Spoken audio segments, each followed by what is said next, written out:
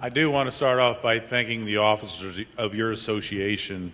Don Coverdale, the president from Hamilton County, Peter Molinder, vice president from St. Joe County, Gail Pennington from Dearborn, Jennifer McGuire from Whitley County, and Joe Grice from Vandenberg County. You know, these people spent a lot of extra time working on your behalf and working with Debbie, and you know, on just about a weekly basis, they're constantly in touch about what's going on. So you need to, you know, make sure you thank them for stepping up and giving some extra time on your behalf, because they're what gets you together as an organization and moves your agenda forward. So, you know, I'm gonna say right now, you know, just, you know, make sure you give them a thank you, you know, off the side at some point. Debbie, you know, indicated a lot about, not a lot. She could have spoke longer. That way I wouldn't have to speak for a whole hour. And she says, I asked her how much time she was going to take. She says 0. So she kind of left me hanging up here. But, you know, it is about where the Board of Accounts is going to go, you know, and I know that's kind of the topic. But before we get to that, you know, earlier this year, we had Debbie organized a consortium that talked about ethics and integrity in government. And we invited all of the associations to attend, and we invited the board members of the association. So your board members, you know, some of them did attend it. And we had about probably, you know, a couple hundred people come from across the state, and we talked about that. And it was kind of a spin-off from another thing, activity that's on in the state. It's called the Public Integrity Coalition, and which I'm a member of, which Attorney General Greg Zeller is the chair. You know, he chaired it, he started it, and it's about getting public officials together and looking at the integrity and the ethics, you know, within the different offices, and, you know, not only the offices themselves, but, you know, down into the employee level. And that was the part that whenever we decided that, well, you know, we needed to get involved in this ourselves and have a epic summit is what Debbie wound up calling it, and it was an epic event, Ethics and Public Integrity Consortium, and I don't know how long Debbie took to come up with that, but she did. And what we try to do from that is to try to find a way. How do we get not only to you, but to the people in your office? And it had to do with a few cases of where, you know, a lot of the frauds that we were working on were perpetrated by not, of course, the elected official or even the deputies, but it went on down into the superintendents, you know, like at the street departments, out in the field doing the work. And it's like, you know, how do you get this message to them? And one of the things we were asking that in that consortium, which we don't have fully figured out yet, is how do we get that message to them? Because it's next to impossible to get, you know, every public employee and say, okay, we're going to give you 2 hours of ethics training. So what we wanted to do was get these group of people together and talk to them about how doing it. And, you know, and I'm going to talk about what we talked about at that consortium. And each of you in this room today, you know, play a significant role in deciding the fate and the direction of your local governments. You accomplish this by respecting the fundamental beliefs and values of those that came before you. And, you know, right before we started, we did the Pledge of Allegiance, you know, and that's one of the fundamental beliefs of why we're here. It's the people that either served as a vet, you know, that served or died, you know, to preserve the values that we have. Do we have any veterans in the room right now? I am, in case anybody else isn't. We have a few. You know, I personally want to thank you for your service. I'd encourage everybody here that when you do see a veteran, a lot of them, especially the World War II anymore, pretty well wear, you know, a pretty proud, you know, they wear a hat and say World War II veteran on it, or the Vietnam veterans, and, you know, just take a second and thank them for their service, because, you know, they gave a lot, you know, and they sacrificed a lot, and the people that they were, you know, either in combat with or served sacrificed a lot. And, you know, a lot of people, you know, look at veterans and they say, you know, well, I wasn't in a war. Well, yeah, you weren't in a war, but, peacetime is as important as wartime when it comes to defense of our nation. So, do take that little bit of time and thank the veterans. Because they're the ones that are allowing us to be here today and to be, to live in this form of government. One of the things as people that serve government, we have to serve society with honor, respect, and selflessness, with unwavering integrity and ethical values that our communities were built on. Accountability, transparency, ethics, and integrity are the four components that I feel are necessary to have good government. Right now, we're going to focus on ethics and integrity, and these are two areas that need to be cultivated, nurtured, and expected by each of you and the communities and organizations that you represent. Our local governments were formed on the idea of local control at the local level, at the very grassroots organizations. Ethics and integrity at the local government level must flow from these roots. This is done at your local level by expecting higher standards of ethical and integrity by those that you choose to be public servants. And this is not too far off from election time, so it's pretty key that whenever we go back out there that we choose people not only that we elect, but to serve with you, the ones that are serving with you, that they have the ethics, that they have the integrity that you have. And it's whenever we allow those that that don't quite have that same level of ethics and integrity that is expected to run for office or be even on our particular party's tickets. That's what drives our communities down. And so if we can raise that level, we can raise that level at even the worker level of the expectations of what we have for the ethical standards or the integrity that we expect in our public servants. A lot of people don't really fully understand what ethics are or what ethics is.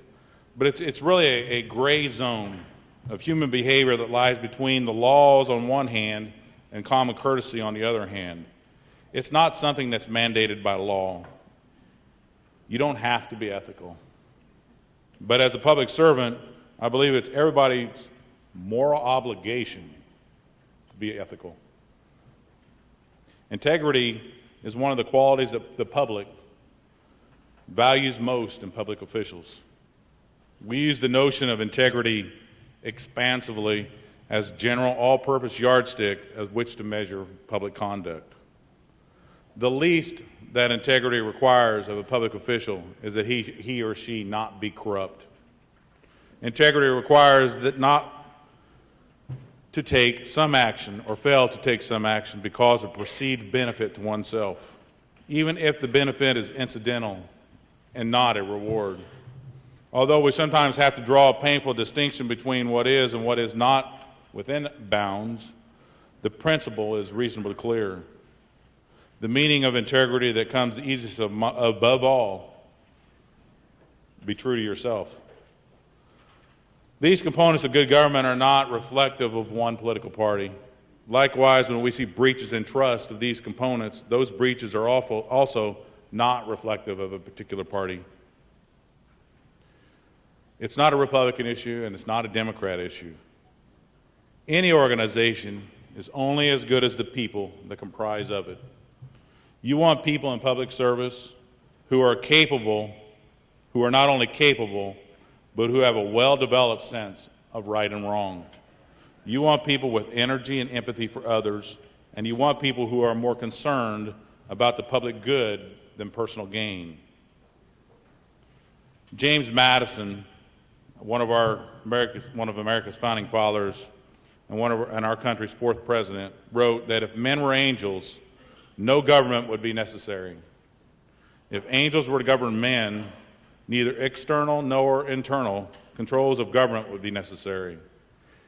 In framing a government which is to be administered by men over men, the great difficulty lies in this. You must first enable the government to control the governed, and in the next place, oblige it to control itself. A dependence on the people is no doubt the primary control on the government, but experience has taught mankind the necessity of auxiliary precautions. And I bring that quote up because one of the things that the State Board of Accounts is an auxiliary precaution. In 1909, the legislature added, as an auxiliary precaution, the State Board of Accounts. Their purpose at that time was to address the issue of accountability and transparency. Through laws and compliance and guidelines, we attempt to ensure the accountability and transparency through the audits and examinations that we perform and the reports that we issue. One of the things you've heard recently in the newspapers, I'm sure, is a little bit about lack of personnel that we have. We have went from a staff of 315 to a staff of 208. That's about 1.3 examiners in each county. I don't have the resources to train and monitor all local government employees for ethics and integrity. And also, do our mandate of accountability. And when I'm talking about ethics and integrity, that's one where when we decided to have the EPIC, that we decided that that's one area that we could work together on, because if we can raise that level of integrity and ethical behavior at the local level, and at the end of the game, that can help what we do when we go out to look at the accountability at the local government level. So we definitely wanted to say, okay, we have a leg in this game. We need to participate in what's going on, and we need to work with local government as a partner to identify a way to get ethics training to all the employees of local governments and not just to the elected ones. We need to find a way for government to put the people in positions that have integrity and that represent the values of the community and the values of the state. We need to make sure that we have policymakers who have the courage to do the right thing and put the needs of the next generation ahead of the next election cycle. The stability and proper operation of our form of government depend upon public confidence in the integrity of government and upon responsible exercise of the trust conferred by the people upon their elected officials. The Board of Accounts is a strong advocate of the basic principle of good government. When I came to the Board of Accounts in 1991, I was introduced to 3 core values that reflect the nature of our work and the character of our field examiners. Our core values are accountability, integrity, and reliability. Accountability describes the Board of Accounts' mission, integrity describes the Board of Accounts' employees, and reliability describes our reports. Audits and examinations performed by the Board of Accounts are an important link in holding state and local officials accountable for their actions and their decisions. The report issued by the Board of Accounts helps strengthen accountability, both upwards to the elected or appointed public servant who provides the services and resources, and outwards to the consumers and the beneficiaries, taxpayers, and the community at large. Corruption at the state and local levels of government reduces the ability to meet the needs of many communities throughout Indiana. Transparency helps promote the government economy, efficiency, effectiveness, ethics, and equality. Transparency also helps to combat corruption by informing taxpayers how and where their tax dollars are being used. With greater public scrutiny, public officials are more likely to consider the bigger picture to do what is right for their constituents. We only have to look at the private sector to see what happens when individuals lack or stray from a set of core values. At Enron, WorldCom, and other companies, the unethical behavior of some corporate executive, auditors, and other professionals led to bankruptcies and restatements that have harmed countless shareholders, employees, and retirees. Many people lost their investments, their jobs, and their pensions. Not surprisingly, public corruption in the integrity of corporate financial reporting process took a huge hit. In fact, one of the largest and most respected accounting firms paid the ultimate price. In less than 2 years, Arthur Andersen went from the CPA professional's global gold standard to gone. And people say, why? And largely it's because as a CPA firm, Arthur Andersen was in the trust business. And some of their key players betrayed that trust. Government, education, and charitable institutions are also in the trust business. And we have to make sure and do our best not to breach that public trust, because those are the institutions that we represent. Many people have learned the hard way it's not enough to do what's legally permissible. It's important to aim higher and do what's ethically and morally right. It isn't rocket science when we stop to think about it. In any situation, just ask yourself if this is how you'd like to be treated by others. In the final analysis, the truest test of a person's character may be what that person does when no one else is looking. Each of us should keep this in mind when we're faced with difficult challenges and choices. Today, we all need to become part of the solution. My hope is that when we leave here today, that we can spread the word among your colleagues and your friends, your co-workers, your employees, and start demanding that the facts and insisting on action. If you and I remain silent, meaningful change is unlikely. After all, why should any public official stick his neck out on difficult issues that no one seems to care about? I want you to look beyond the sometimes superficial headlines of the day. Ignore the hype and the spin and the misinformation. Educate yourself instead. We have to educate ourselves about the issues that really matter and hold our government accountable for enhanced performance, real results, and appropriate stewardship. In these challenging times, we need more leaders with 3 key attributes: courage, integrity, and innovation. We need leaders who have the courage to speak the truth and do the right thing, even if it isn't popular. We need leaders who have the integrity to lead by example and to practice what they preach. We need leaders who can see ways to address the many challenges facing us and who can help others to see the way forward. In my opinion, the public expects that those responsible for handling public money should be held fully accountable for the use of that money. The responsibility for ensuring the public money is handled with absolute integrity and spent wisely rests with the elected officials, the governing bodies, and the managers within our local governments. In my 14 years as a field examiner, 8 years as a deputy, and then now 1 year as the state examiner, I've unfortunately witnessed firsthand elected officials, appointed officials, employees, and volunteers commit fraud and actions associated with political corruption. Because of the results of these audits I've personally worked on, I've had local government officials take their own lives rather than face the shame and humiliation associated with fraud that they perpetrated. I've witnessed families torn apart through the process of criminally charging a local government official with fraud and corruption. I've seen prominent officials sentenced to prison for crimes that they committed against their community. These are not what I desire to be the highlights of my career.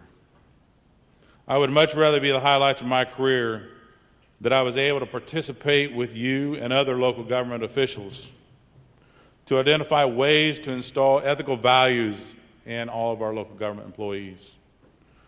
I believe this starts by ensuring that we hire and elect individuals that have integrity, and follow that by training everyone on ethical values that our communities expect. Do know one thing, though.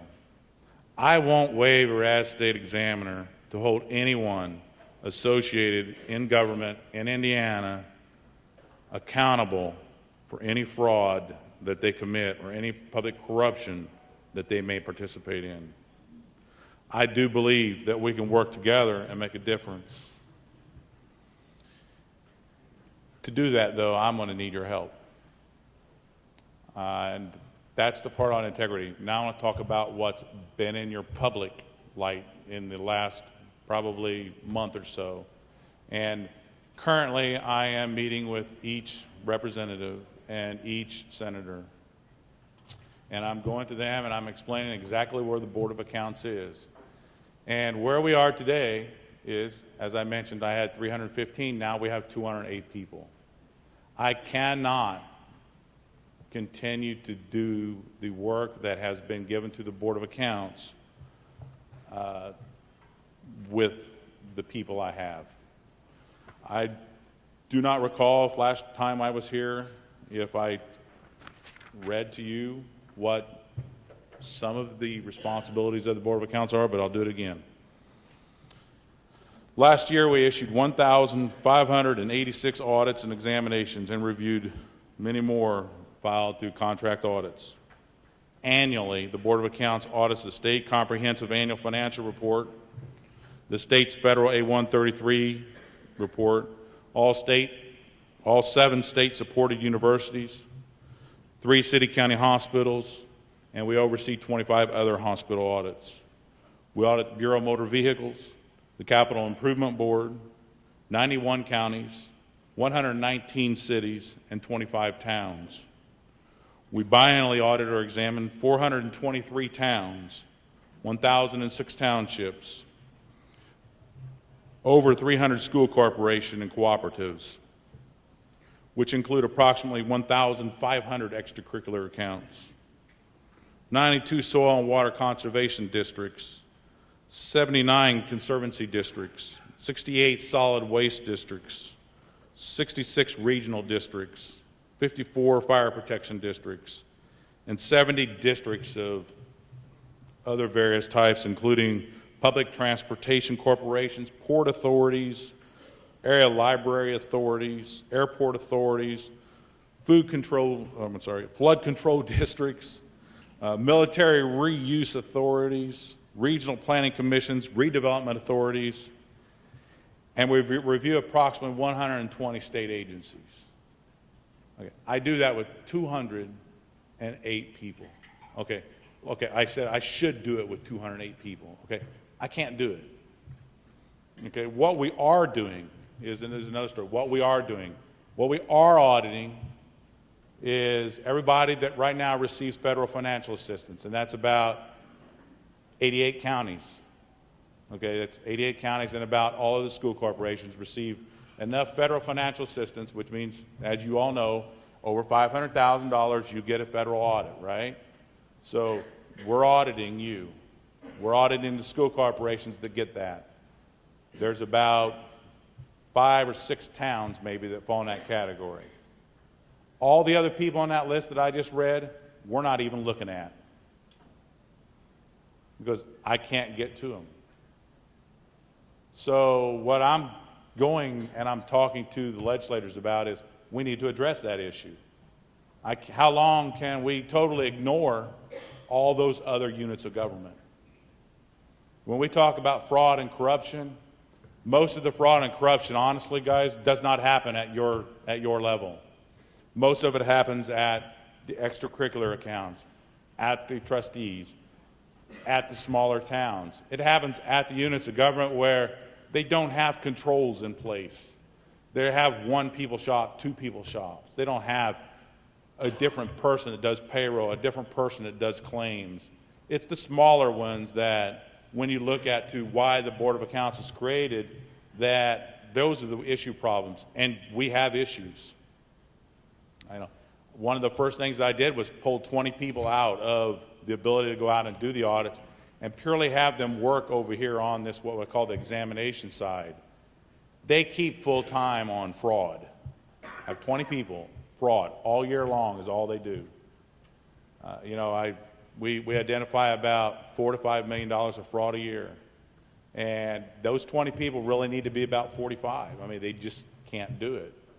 And so what I'm telling the legislatures and what I'm telling you right now is we need to address this problem as we go into the next biennial budget. You know, when you go from a budget of 22 million to a budget of 17.8 million, you have a problem. You cannot do it. And I'm not going to stand here and say that I'm any better than Department of Child Services or the state police. The DLGF's here. I'm not any more important than the DLGF. But at the same point in time, from another standpoint, you still have a need. Okay? You and the other government units have a need to get this done. And how do we fulfill that need? And, you know, we basically are in last session through Senate Bill 338, we created what was called an audit committee for the state, and part of their job is to look at what the Board of Accounts does, how we're reporting our reports, and, you know, are we properly funded to do the job that the legislature has asked us to do.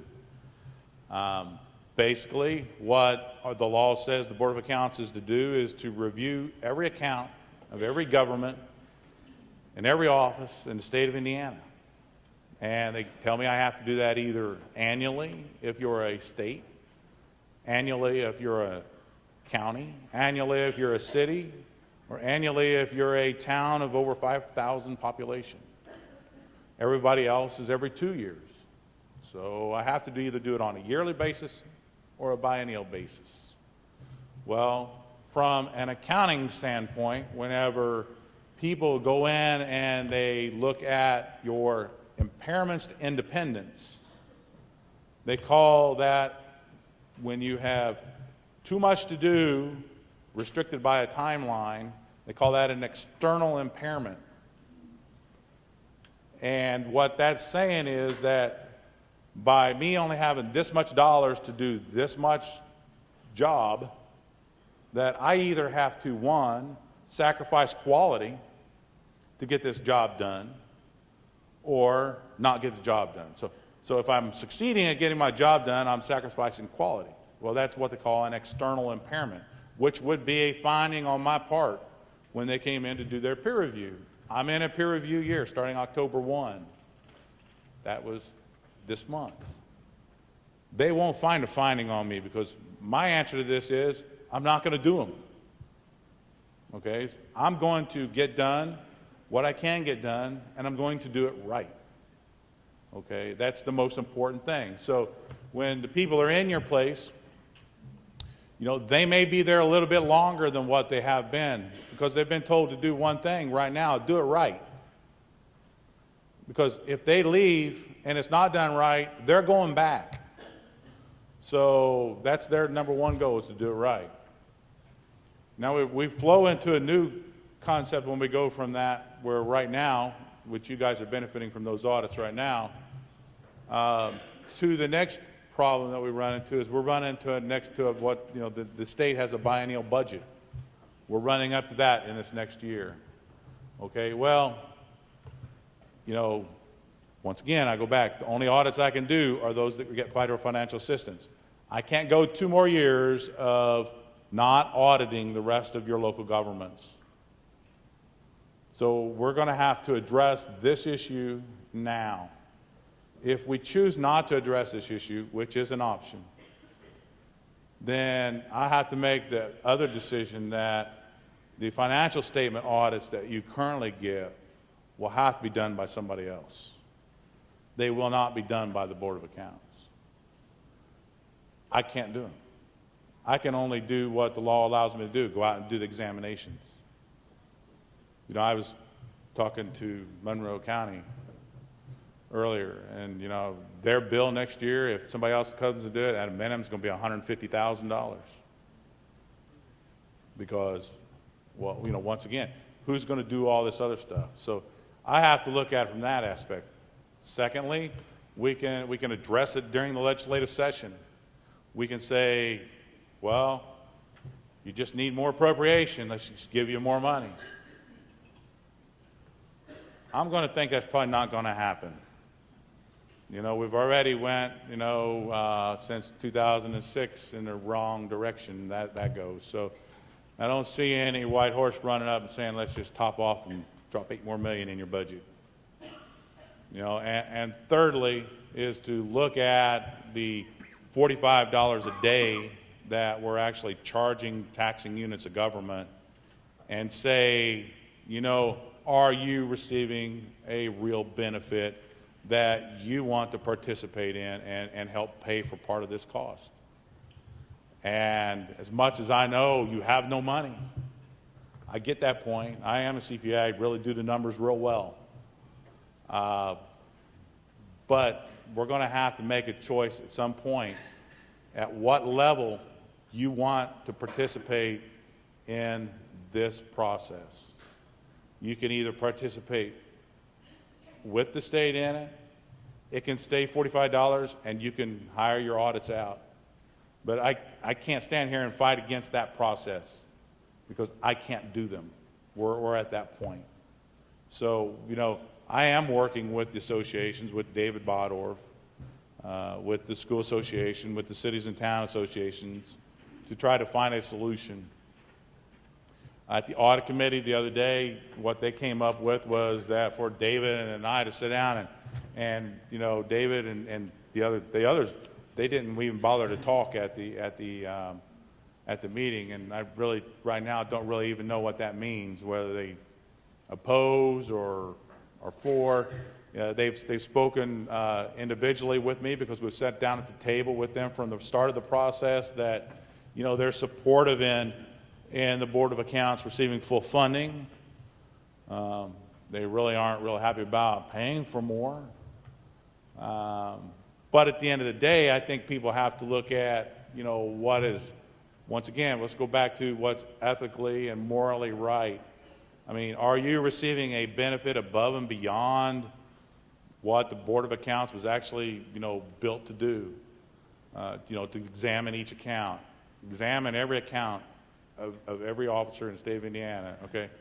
You know, that really means I have to go in and look and make sure that your money's in the bank and that your funds are intact. It doesn't say that I have to give a financial statement opinion on anything. You know, we started doing that back in the mid-1970s as a benefit whenever standards started to be developed. They had first, whenever the federal government came in, they had what they call Attachment P. Happily, I'm here to say that was before my time. Bruce Hartman's still here. It wasn't before his. He was around then. But what that is whenever your federal grants, they would come in and they say, okay, you have to, you as a agency that are looking at these grants have to follow these procedures, because I, as a federal government, to give you grants, say you have to, otherwise I will have those federal grants in jeopardy. So we started applying all those procedures. The years grew, and in 1984, the Single Audit Act came along and said, hey, we're going to merge all of these kind of standards that you have to do. Now you have to follow, here, you have to do a single audit, and we're going to follow this standards. So we go in and we perform that single audit, and we've tried to bring that along through the years, and because you have a need for that audit. And then, you know, now it's the A133, and then next year they've changed the A133, and they're going to now what they call the super circular. It just means you do more work on whenever you get your audits and how you actually, you know, audit those particular programs. But it takes time. And, you know, that's time that is beneficial to you as a county or a school corporation that gets federal money. Every grant you get has money in it for auditing purposes. Federal government doesn't write a grant that doesn't have money in it for auditing purposes. But that money that's in there right now for auditing or whatever is used for administrative purposes of some other kind, because, one, you only have to pay $45 a day. But that's at our cost. You know, you guys are paying that $45 a day, but it's costing me $690 a day to be in there and work. And that's really dragging that bottom line down. So, you know, what I'm asking is that we come up with a solution to try to fix this problem before next year gets here, and before, you know, we have to make some kind of drastic decision. Last year, we started talking about this, and that's when we decided that we're only going to do audits, and because we did notify a few of the counties that received a CAFR report, which is something that once again they choose to do. We notified some cities and towns, some airport authorities, some different people that are on the outside and says, hey, we might not be able to do that. And they're like, well, we can pay you more to do it if but we need you to come in and do it. And it's like, well, right now, as the way the law is written, it doesn't matter how much you pay me, I don't get it. It goes to the general fund of the state. So, I mean, right now, how the laws are written, even if you paid me more money, it doesn't matter, because I don't get it. So I can sit here and do extra work for you, but it just goes to the general fund. So that doesn't help your need as a local government. For when your needs increase that we do more work, that just means that we do more work and we don't get any more money. So what we're asking is this legislative committee is to make recommendations to address those issues. It is a very real issue. It's one that won't go away on its own. It's one we need addressed. And I mean, I'm not going to sit here and tell you that, which way to go, but I would suggest that, you do speak to your local representatives about the direction that you want it to go, because that's what they need to hear. Like I say, I am meeting with each one of them to let them know what the options are. I have my preference to be funded.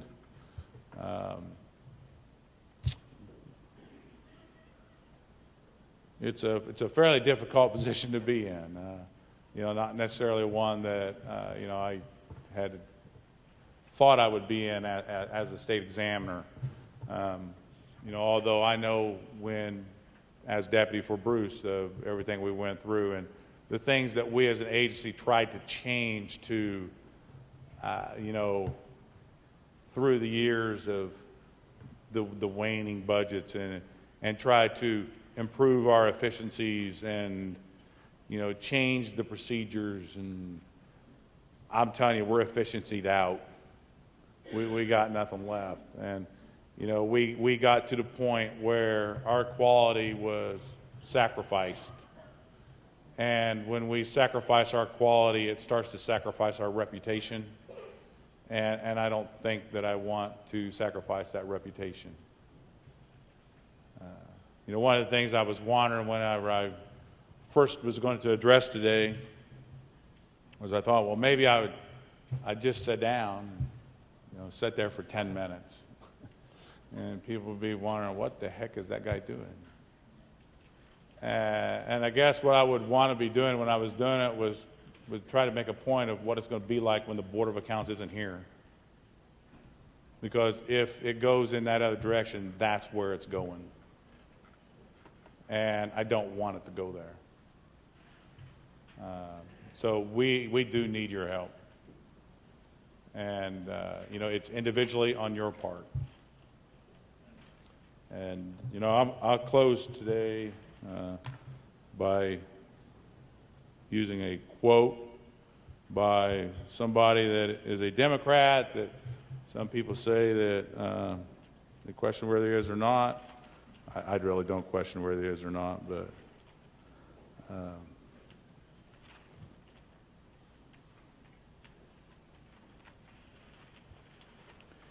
it's actually a quote by John F. Kennedy, 1958.